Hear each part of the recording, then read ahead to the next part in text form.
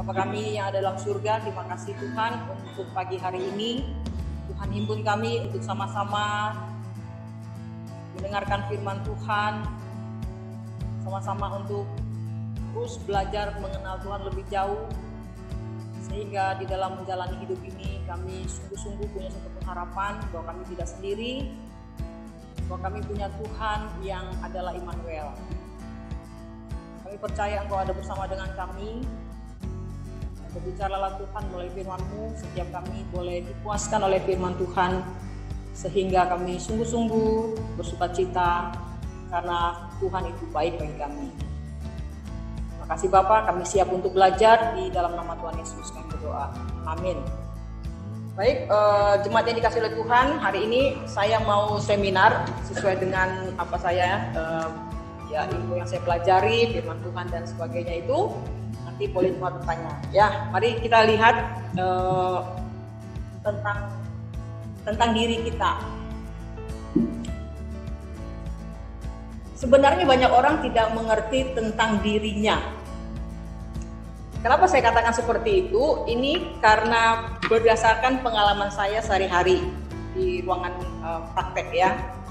Misalnya anak remaja, saya tanya, kamu cita-citanya mau jadi apa? Jawabannya apa? Nggak tahu.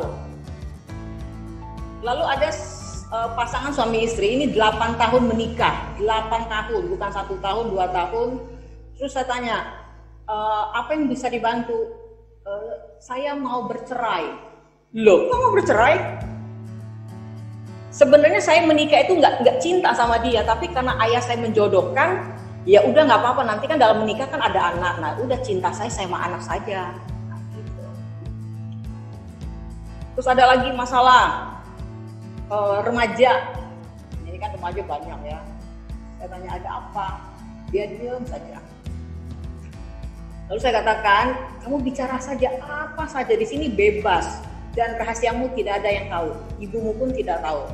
Nah biasanya kalau saya sudah sampaikan seperti itu, mulai dia bercerita. Sebenarnya, nah udah mulai.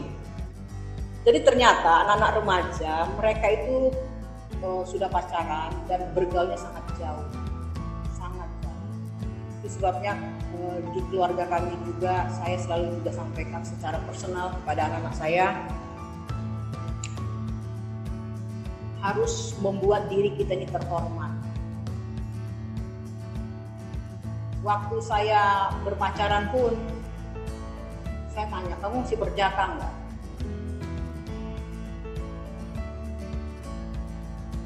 Karena apa? Karena kekudusan itu penting sekali. Bahkan waktu saya menikah pun, saya belum pernah dicium bibir saya oleh seorang laki-laki, kecuali setelah menikah. Betapa pentingnya menjaga kekudusan itu. Seperti tadi di Roma 12 ayat 1 dan 2. Sehingga kalau kita ini sebagai orang-orang mengenal siapa kita, knowing the self, maka kita tidak akan melakukan hal-hal yang tidak sesuai dengan firman Tuhan. Jadi kalau saya sudah didatangi seorang mahasiswa, apalagi mahasiswa ya, dalam klinik saya, rata-rata mereka 90% mereka sudah tidak gadis lagi. Tidak gadis lagi. Pria apalagi. Karena anak-anak sekarang kan di tangannya ada gadget. Dia bisa buka apa saja. Bahkan kemarin ada seorang anak umur 15 tahun, dia senang dengan sejenisnya. Saya tanya kenapa? Lalu dia cerita, waktu masih kecil saya mengalami pelecehan seksual. Terus sekarang gimana? Aku menikmati. Lalu saya nggak tanya, kamu nonton video porno gay nggak? Nggak, saya nggak tanya. Saya tanya, kamu nonton video porno itu gay itu kapan? Lalu dia jelasin. Sebab Alkitab mencatat dari mata timbul semuanya. Dari mata.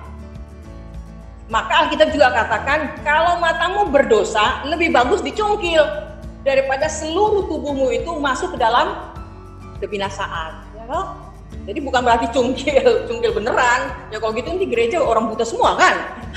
Bukan, tapi itu suatu bahasa kiasan. Artinya kita harus menjaga mata. Soalnya anak sekolah minggu ada lagunya, hati-hati gunakan matamu, hati-hati gunakan kakimu, mulutmu, semuanya. Jadi orang muda di sini ada 5, kan di belakang masih kecil belum terlalu mengerti dia. Jadi saya ingin pemuda-pemuda gereja di sini waktu nanti mereka menikah, mereka betul-betul sungguh-sungguh dalam keadaan yang kudus. Karena apa? Ada seorang pemuda Kristen ya, secara ilmu dia sudah magister, tapi masih muda, 26 tahun dia sudah magister. Wah, kamu pinter banget ya, saya bilang. Kenapa? Saya ini mau menikah bulan Februari besok loh. Terus ada apa? Saya gelisah, saya nggak nyaman sama orang itu. Loh, kok nggak nyaman? Kamu udah pacaran? Ya saya pikir saya bisa lah nanti. Dan akhirnya dia terbuka pada pertemuan ketiga bahwa pria yang akan menikah dengan dia itu sudah pernah melakukan hubungan seks. Saya bilang, oh jangan. Karena orang yang, kecuali kalau dia sudah bertobat juga, saya bilang. Ya. Tapi karena hidupnya juga masih seperti itu dan bla bla, saya bilang itu, ya kamu harus berdoa lagi dan sebagainya. Setelah akhirnya pertemuan keempat, dia katakan, saya putuskan saya tidak melanjutkan. Saya tidak jadi menikah karena saya tidak sejahtera. Terus gimana dengan uang gedung yang sudah? Nggak apa-apa, orang tua saya bilang saya lebih penting daripada uang itu. Oke, sekarang kita lanjutkan lagi.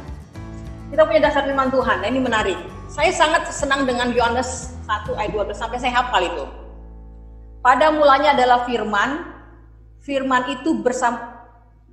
Ya, Yohanes 1 ayat 1 dulu ya. Yohanes 12 setiap orang yang menerimanya ya. Nah, pada mulanya adalah firman. Yohanes 1 ayat 1. Pada mulanya adalah firman. Firman itu pada mulanya adalah firman. Firman itu bersama-sama dengan Allah. Firman itu adalah Allah. Jadi waktu kita membaca firman Tuhan, kita bertemu dengan Allah. Karena firman itu adalah Allah. Lalu Yohanes 12, nah ini cara dengan Joseph itu ya. Sekarang kita lihat Yohanes 1 ayat 12. Mari kita baca bersama-sama. Karena kita terus belajar untuk mengenal diri kita.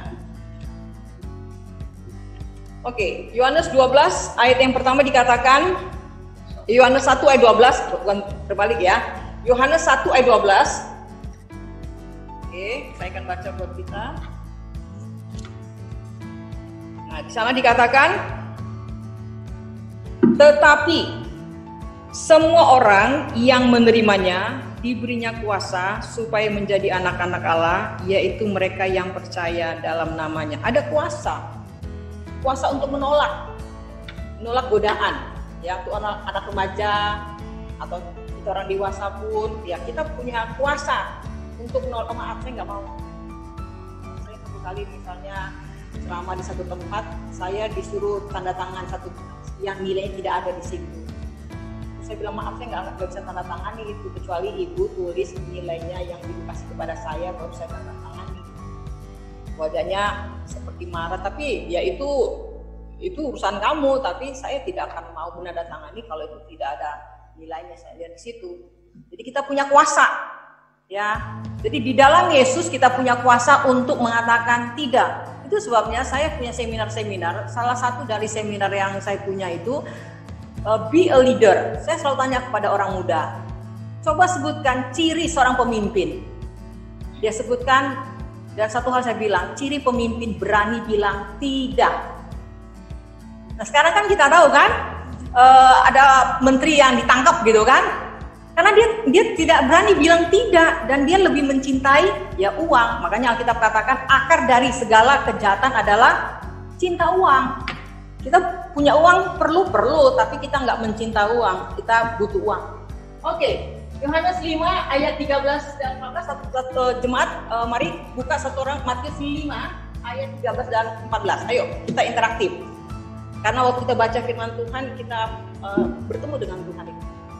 Yohanes 5 ayat 13 dan 14, nanti Nesa kalau baca 2 Korintus 5 ayat 17.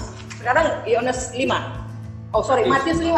Saya kok salah nih dan Matius 5 ayat 13 dan 14. Matius 5 ayat 13 dan 14. Mari Bu, monggo.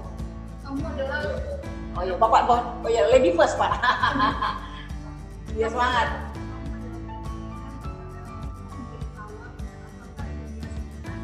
Tidak ada lagi sebenarnya selain Tuhan. Kamu adalah kamunya. Kota yang telah kota di atas gunung. Oke, terima kasih Bu. Kita adalah garam, kita adalah terang. Kita adalah, bukan jadilah kamu terang, itu salah. Ya. Jadi waktu saya belajar di satu sekolah teologi ya, seperti itu. Dan firman Tuhan katakan, kita adalah garam, bukan jadilah kamu terang. Bukan jadilah kamu terang. Kamu adalah. Sejak kita percaya Yesus, kita adalah terang. Karena di dalam hati kita ada Roh Allah. Itu sebabnya kalau misalnya nih kita nih ya, misalnya kita kumpulan teman-teman, saya juga punya pengalaman dulu, nggak tahu apakah teman-teman. Kalau misalnya kita datang nih, ada teman-teman kita kumpul gitu ngobrol-ngobrol ngerumpi, terus kita datang, orangnya datang gitu, nggak boleh ngomong. Ya, punya ya pengalamannya. Udah jangan lagi, orangnya udah datang gitu. Artinya apa? Waktu kita datang, orang tahu bahwa kita itu nggak suka ngegosip, nggak suka ini. Tapi sebaliknya kalau kita datang, wah kamu ini dari mana saja? Kita sudah rindu ini ngobrol-ngobrol. Wah puji Tuhan ya. Nah, itu tadi kita adalah terang, kita adalah garam. Oke. Nah, sekarang kita baca 2 Korintus 5 ayat 17.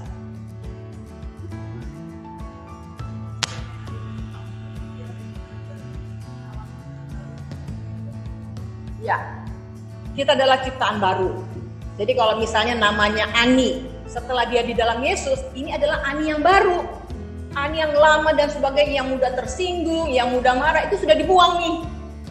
Yang ada Ani yang baru, yang penuh kasih. Dan yang terakhir, 1 Petrus 2 ayat 9 sampai 10. Ayo, Bang Daniel. 1 Petrus 2 ayat 9 sampai 10. Tetapi kamulah bangsa yang terpilih, imamat yang rajani, bangsa yang kudus, umat kepunyaan Allah sendiri, supaya kamu memberitakan perbuatan-perbuatan yang besar dari Dia yang telah memanggil kamu keluar dari kegelapan kepada terangnya yang ajaib. Kita ini adalah imamat. Nah, saya membaca satu buku, ini bukunya sudah lama. Buku itu Victory Over the Darkness. Nah, itu penulisnya N.T. Anderson. Dia katakan, waktu seseorang itu percaya kepada Yesus, dia punya predikat lebih dari 30. Nah, Tuhan kasih hari kepada kita adalah 31. Jadi misalnya begini, saya suka merenungkan juga. Kalau misalnya saya itu lagi pergi ke kerjaan saya selalu merenungkan gini, Tuhan adalah gembalaku, takkan kekurangan aku. Jadi ketika sepanjang jalan itu saya memperdengarkan, menggemakan itu ke dalam diri saya, ada satu kekuatan. Tuhan adalah gembalaku, takkan kekurangan aku. Satu kali saya praktek, gak ada orang, nah, kan? Dan saya memperkatakan Tuhan adalah gembalaku, takkan kekurangan. Gak berapa lama, Tuhan kirim orang.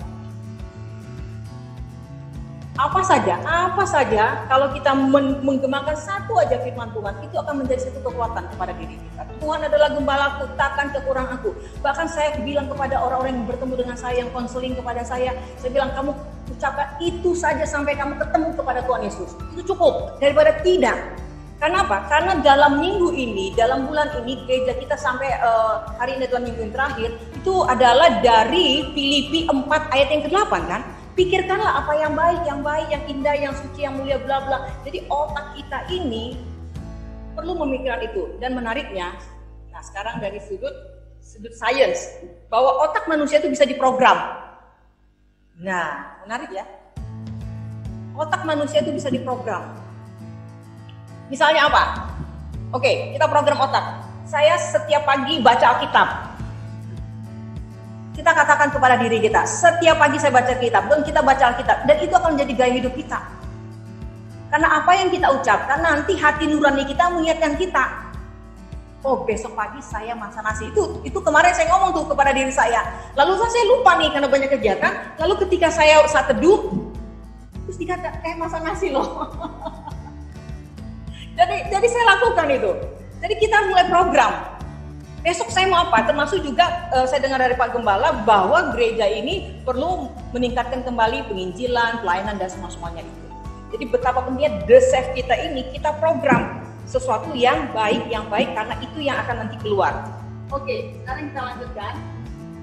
Knowing the save. Ini diri kita ini ya. The self itu adalah suatu, ini ahli ya, bukan saya ya. Saya mengambil dari ahlinya. The self itu adalah suatu hal yang ada di dalam diri. Jadi diri kita itu, the self itu ada dalam diri kita. Yang kedua, Fatilia ini seorang psikolog katakan identitas diri adalah proses menjadi seorang individu untuk unik dengan peran yang penting. Nah, ini sesuai dengan firman Tuhan bahwa setiap kita ini unik, bahwa setiap kita ini perlu menjadi the self. Itu sebabnya kalau kita melihat satu teori Abraham Maslow, tingkat tertinggi dari Abraham Maslow adalah aktualisasi diri.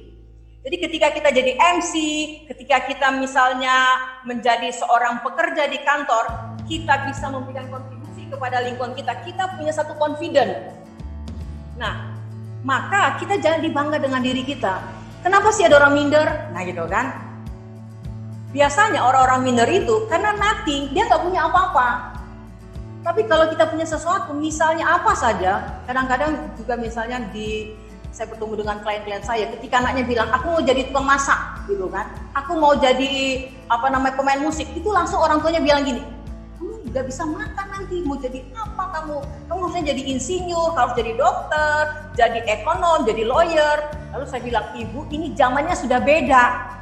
Kalau mau jujur, itu jadi koki itu gajinya lebih besar dari orang yang tidak sungguh-sungguh. Jadi jangan pikir, oh nanti anak saya jadi dokter.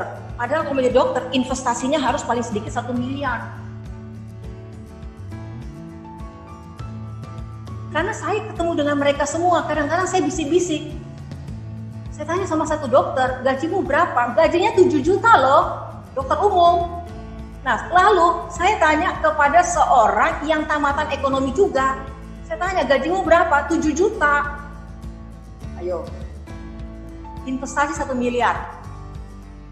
Nah tadi yang ekonomi itu dari satu universitas negeri, dia dapat 7 juta. Artinya apa? Setiap orang kalau punya sesuatu yang dia kembangkan, dia akan bisa menjadi seorang yang berhasil. Oke. Nah ini Erik Erikson. Nah, ini topnya ya, psikologi ya. Ini Rere juga sudah kenal tuh.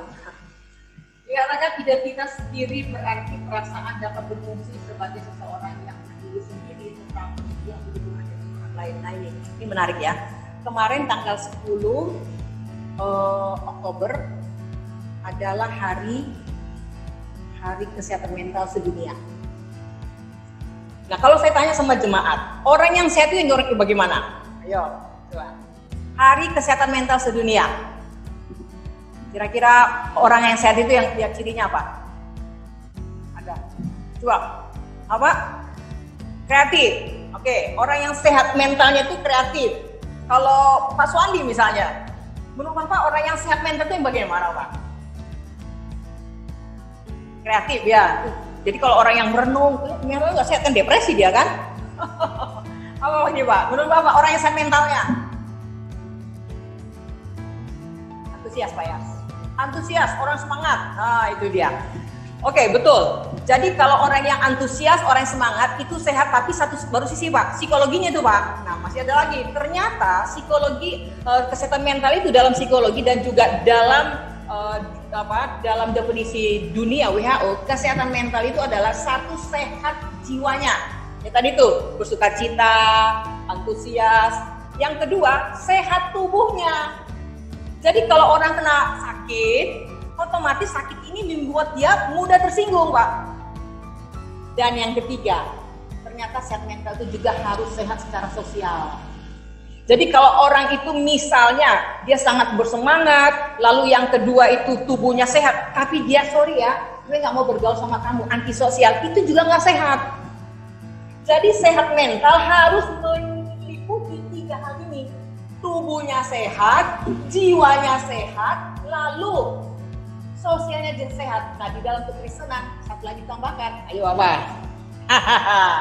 Ya itu kan secara umum ya, sekuler ya, tetapi dalam kekristenan sehat rohani. Apakah dia sudah terima Yesus atau tidak? Hebat ya, itu psikologi Kristen. Jadi kalau 3 hal itu bertemu, kalau dia belum bertemu dengan Yesus, itu lagi korupsi. Karena rohnya kan gak ada, mati. Gak bisa. Jadi psikologi Kristen luar biasa. kita harus sehat 4 hal. Amin? Amin. Betul ya? Hebat ya? 4 hal kita harus sehat. Kita punya Yesus, tubuh kita sehat, hati kita gembira, dan juga dalam ketemu sama orang lain kita bisa sama siapa aja kita welcome, sama orang yang sederhana, orang yang di atas, kita sangat bisa bergaul. Maka kita orang sehat. Jadi kalau misalnya ada anak kita, aku nggak mau bergaul, oh ini berarti anak saya ini sakit nih, ya mentalnya belum sehat, saya harus tolong dia. Oke. Next, dosa itu dapat berisi atribut fisik, ya kan?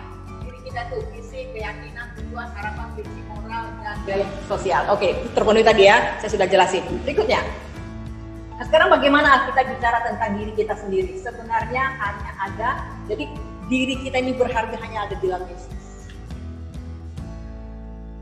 Kalau kita misalnya melihat di YouTube gitu ya, orang membanggakan ini. Bahagia nggak dia? Jawabannya bahagia. Tapi itu sebentar. Saya banyak mengamati misalnya orang-orang pintar ya, tapi nggak dalam Tuhan. Itu aja orang pintar kan. Ketika dia mati ternyata apa? Apa-apa. Nah, ya, nggak apa-apa. Lalu berikutnya, di dalam Kristus kita ada ciptaan baru, baju baru. Semua ini kita gagal ya, kita semua gagal. Tapi di dalam Yesus kita diperbaharui. Lalu berikutnya Pak, kita Allah, kita garam dunia, kita terang dan sebagainya. 36. Ya, 36. Jadi misalnya hari tanggal 1 saya merenungkan saya ini adalah terang dunia. Hari kedua saya garam, hari ketiga. Jadi sampai habis tuh hari kita masih lebih 5 predikat. Jadi kalau misalnya orang tanya, siapakah Anda? Misalnya saya tanya sama Tata, siapakah Anda? Pasti Tata bilang, Tata, salah, itu namamu. Siapakah Anda? Nah ini udah nggak tahu lagi. Siapakah kau? Saya anak Tuhan. Oke, berikutnya. Nah di dalam Kristus semua dosa kita diampuni. Nah itu dia. Semua dosa kita diampuni. Dosa untuk besok pun Tuhan sudah ampuni, tapi bukan berarti kita siap-siap berbuat dosa. Sebab apa? Sebab kalau kita berbuat dosa, ada bekasnya, itu masalahnya, ada traumanya. Contohnya nih, saya self-harm, melukai diri, ya, kasih saya pakai cutter. Itu ada tuh anak remaja pasien saya, dia bisa sayat. Terus sayat dia bilang kalau sudah sayat itu tangan saya keluar darah. Satu kekuasaan katanya.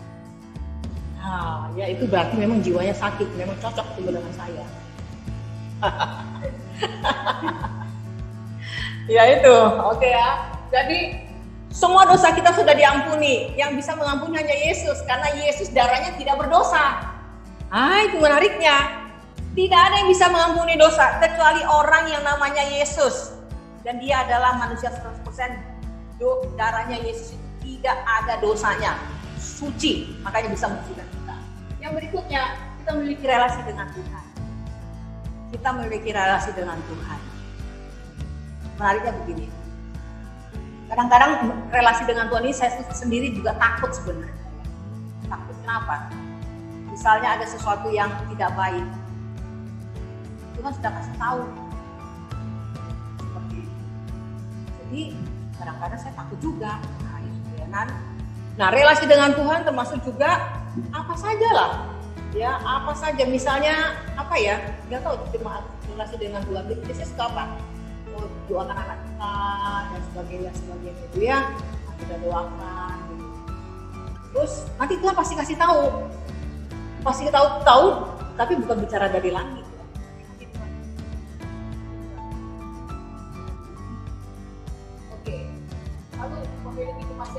Kita sudah tahu itu, sehingga kalau kita mati nggak takut lagi ya. Amin ya.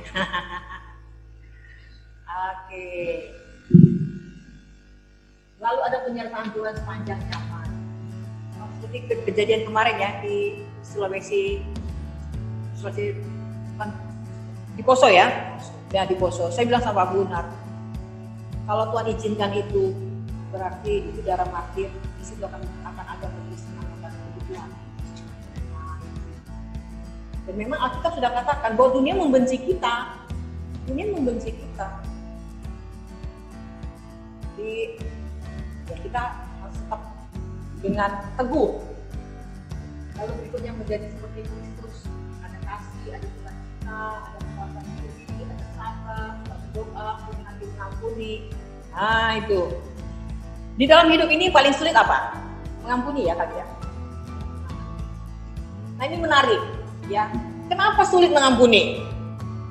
Saya dalam mempelajari psikologi, ternyata manusia itu pertama kali dibentuk adalah emosinya. Nah itu. Jadi kalau anak bayi, ya nih kalau anak bayi, kita sapa dia, halo selamat pagi, dia akan senyum. Tapi otaknya belum bisa bekerja, belum mengerti apa itu. Tapi dia senang aja. Itu sebabnya ketika kita itu bertemu dengan orang atau dilukai orang, hati kita itu lebih pertama kali tertusuk baru otak kita jalan. Termasuk juga gini, misalnya kalau kita marah kepada anak kita deh. Setelah marah apa yang terjadi? Ayo coba Ibu Nova, kalau Ibu marah nih sama anak, ya marahnya memang ada alasan juga. Kamu ini belum bangun, udah siang, marah gitu kan. Nah, terus setelah kita marah, lalu setelah kita diam, apa yang bekerja Bu? Penyesalan, nah itu betul. Penyesalan artinya gini, otak kita belum bekerja. Iya ya, kenapa saya marah-marah ya? Maksudnya. Jadi otak kita itu bekerjanya lebih lama dibanding emosi kita. Oleh sebab itu solusinya apa? Kalau mau marah, kita tarik nafas dulu nih. Tahan sebentar, ya. Serius loh? Hah? Ya. Tarik nafas lagi. Lepaskan pelan-pelan. Nah, setelah itu kita ngomong lagi. Ya, jangan lagi ya. Kalaupun kita marah, boleh nggak marah? Boleh. Tapi dengan nada re. Nah, itu perlu dilatih. Ya, kecerdasan emosi itu perlu dilatih. Kenapa kita boleh marah? Sebab kalau kita tidak marah, anak-anak kita pasti keliaran. Serius loh. Misalnya anak kita pergi ke rumah temannya, pulang jam 2 pagi. Itu ada, serius. Atau anak perempuan tidur di rumah temannya. Terus anak kita, oh ya udah, kamu udah pulang. Masuklah. Itu pasti anak-anak kita itu semua yang buka tuh. Terus anak kita nggak belajar, oh kamu nggak belajar ya udah. Lanjutkan. Saking sayangnya, kacau, ya. Nah Petrus sendiri pun dihadik sama Tuhan Yesus, penyalang tua iblis. Jadi marah itu penting.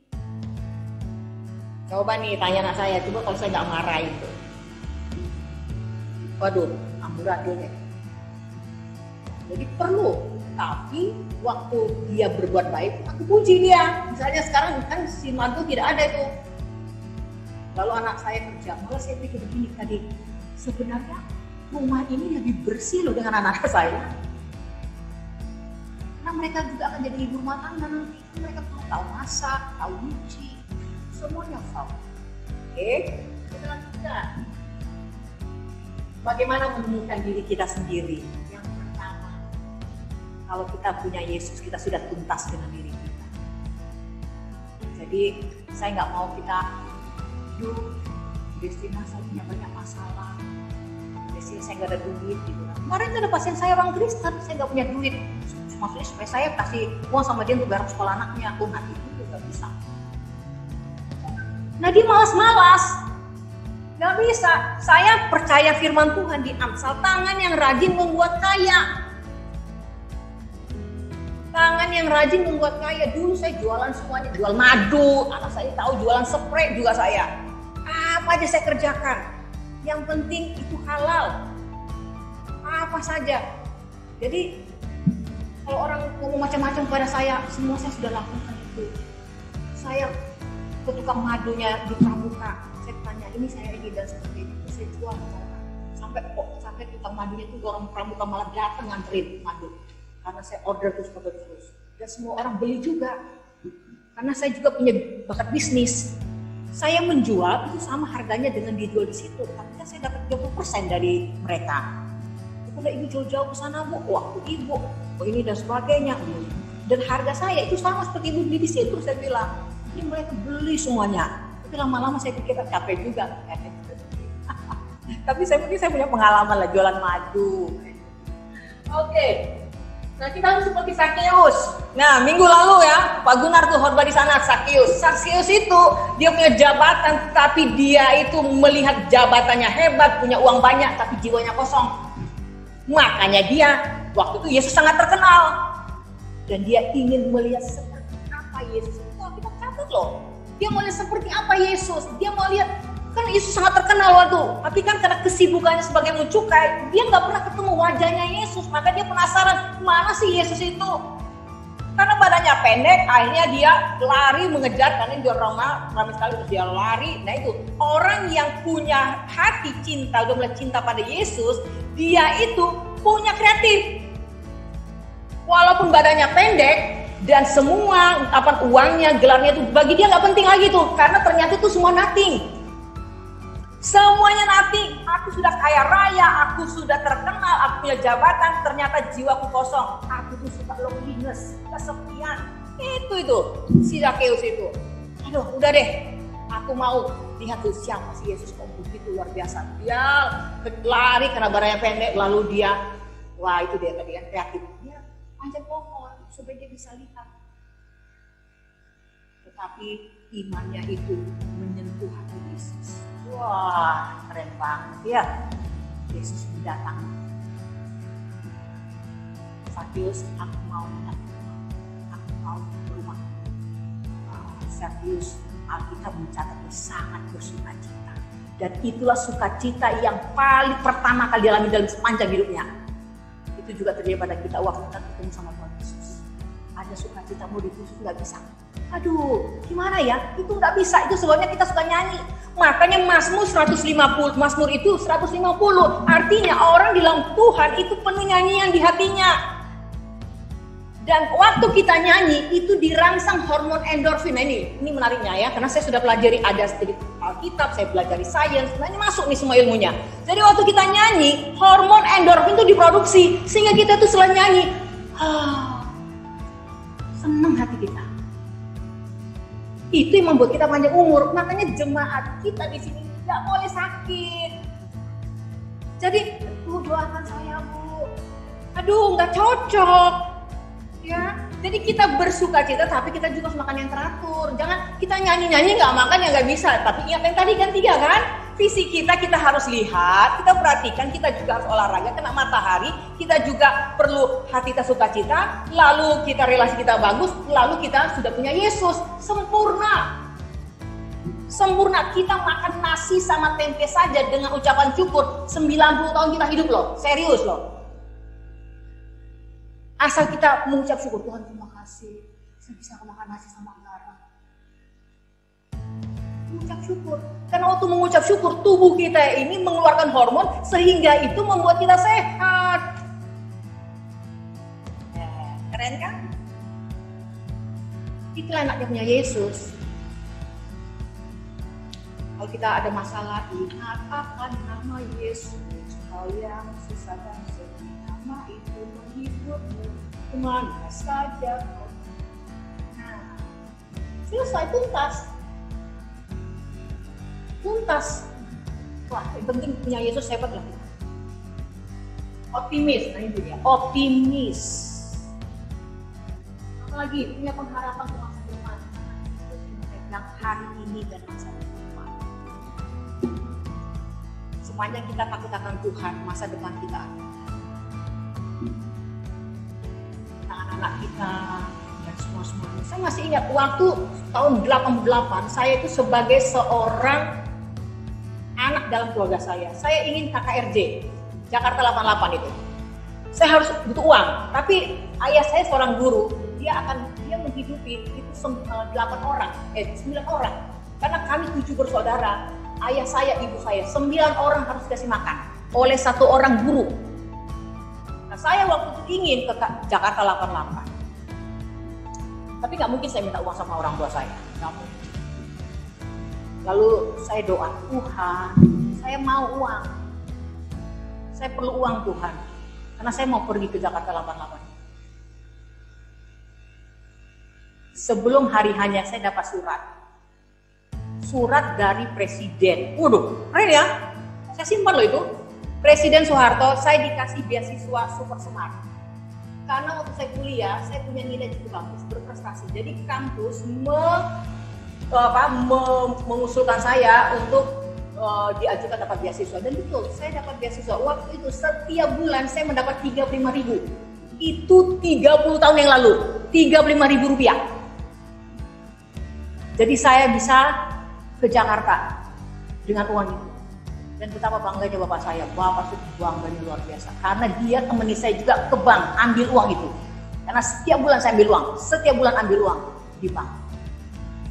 Saya punya banyak pengalaman bersama dia. Punya banyak pengalaman. Apa saja saya doakan, Tuhan.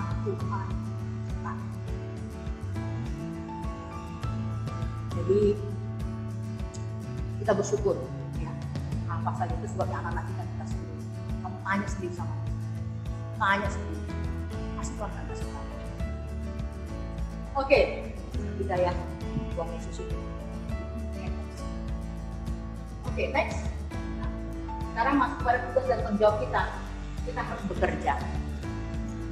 Saya lihat di Kejadian pasal yang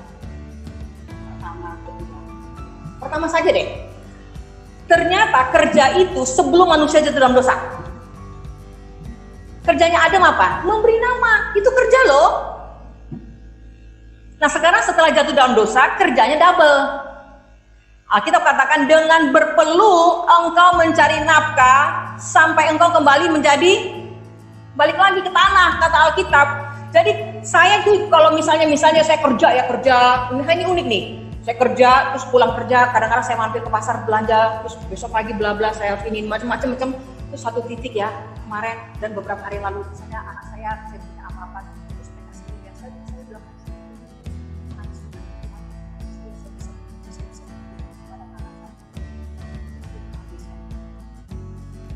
ternyata kerja saya itu anak saya. Terus kerja. Dan Alkitab mencatat, dan termasuk juga dalam ilmu psikologi yang saya pelajari, waktu kita bekerja, kita jadi confident. Kerja apa saja. Bahkan kemarin waktu Pak Tuna pelayan di sana itu, di Cikampek itu menarik loh, kita perlu teladani mereka. Sampai saya bilang, ini seperti di gereja Korea. Jadi mereka itu selesai ibadah, mereka langsung bersihkan gerejanya. Dibersihin semua, detail, macam-macam lah itu. Wah, saya bilang, jadi kalau besok ke gerejanya berarti sudah bersih semuanya. Kita perlu tiru itu. Karena saya ini adalah orang yang suka memperhatikan. Saya perhatiin semuanya itu. Tapi kita perlu tiru. Oke, jadi kita harus bekerja dan itu kehormatan kalau kita bisa bekerja. Apa saja bisa kita kerjakan. Dan yang terakhir yaitu kita menjadi di gereja, di kantor, ya, kita lakukan semuanya untuk Tuhan. Semuanya kita lakukan untuk Tuhan. Dan terakhir kali, oke, nah, di gereja kita memberi diri kita melayani ya, semua kita melayani, oke, dan kita semua melayani itu suatu kehormatan. Karena waktu kita pulang nanti, ini pulang, rumah kita bukan di sini, tapi di sana di atas. Waktu kita pulang, kita akan mempersembahkan apa yang kita kerjakan di dunia. Sebelumnya saya sangat senang kalau ada pasien saya seorang Kristen, ya, karena Kristen belum tentu kenal Yesus. Tanya kamu kenal Yesus ya? Sebagai apa? Tuhan itu apa lagi? Tidak ada lagi. Oke, next. Nah, selesai. Jadi the self, diri kita ini, mari kita memasuki ke semua area. Diri kita harus sudah tuntas di dalam Yesus. Itu yang pertama. Kita sudah tuntas. Kita tidak cari penghargaan dari manusia, nggak perlu, nggak dipuji, nggak apa-apa. Karena Alkitab katakan juga kan, waktu orang diberikan talenta itu, biarlah pujian itu datangnya dari Tuhan. Karena orang yang puji kita hari ini, besok bisa juga hina kita. Tapi kalau pujian dari Tuhan, itulah yang sempurna. Nah, jadi mari kita nggak usah kita cari pujian dari manusia ini, dari Tuhan saja. Karena dari manusia hari ini A, besok bisa C, kan? Tapi kalau Tuhan ya, jadi mari kita melakukan. Oke. Jadi kita terus memperbarui diri kita, dosen itu diri kita terus membaca Alkitab supaya kita semakin diperbarui, day by day, diperbarui supaya kita semakin semangat melayani Tuhan. Jadi mari kita melayani di sini karena tahu ini adalah untuk Tuhan. Ya, kita bisa saja saling melukai, bisa tanpa kita sadarin ya. Tapi kalau kita tahu bahwa manusia tidak ada yang sempurna, saya mau melayani Tuhan, maka kita jalan terus, gereja ini akan jalan. Itu dia. Jadi kita bisa salah di dalam interaksi sosial kita. Karena sendok sama garpu kalau berdekatan itu bergesekan. Jadi kita ini pasti juga bergesekan, sama seperti sendok sama garpu. Coba kalau sendok di sana, garpu di sana nggak bergesekan. Tapi dengan bergesekan itu kita saling memperbaharui, saling memperbaiki. Nah, itulah kita, karena kita ini masih berdosa. Ya, kita punya tubuh dosa. Ya. Oke, ada yang mau ditanya? Tata? Rere? Ya, jadi mari kita terus memperbaharui diri kita lah. Ya, memperbaharui dan kita harus itu balik lagi ya. Satu dulu lah. Reading Bible every day. Baca Alkitab. Kalau nggak dibaca, dihafal satu ayat. Itu aja direnungkan siang dan malam. Itu kita katakan supaya kita beruntung. Oke, saya pikir nggak ada lagi bertanya. Mari kita berdoa. Bapa kami yang ada dalam surga, terima kasih Tuhan. Hari ini kami belajar bagaimana kami mengenal diri kami. Dan kami bersyukur di dalam Kristus kami sudah tuntas. Semua kesalahan kami, semua dosa kami sudah dibersihkan dengan darah Yesus. Kami adalah ciptaan baru. Ketika kami percaya kepada Yesus, Tuhan mengangkat kami menjadi anak Allah, kami menjadi garam dunia, kami menjadi terang, kami menjadi sahabat Allah, kami menjadi imamat yang rajani. Ada 36 predikat kami di dalam Kristus. Allah Roh Kudus biarlah ingatkan kami untuk merenungkan siapa kami di dalam Yesus. Sehingga kami tidak mengalami depresi. Sehingga kami tidak mengalami kosongan jiwa. Tapi kami semua bersemangat. Jiwa kami bersemangat. Karena di hati kami ada Roh Allah. Terima kasih Tuhan. Karena kami boleh seperti ini pun karena anugerah-Mu. Biarlah hidup kami untuk kemuliaan. Sempurnakan apa yang hamba sudah sampaikan. Dan di dalam Tuhan Yesus kami berdoa. Amin. Ya, terima kasih Tuhan berkati.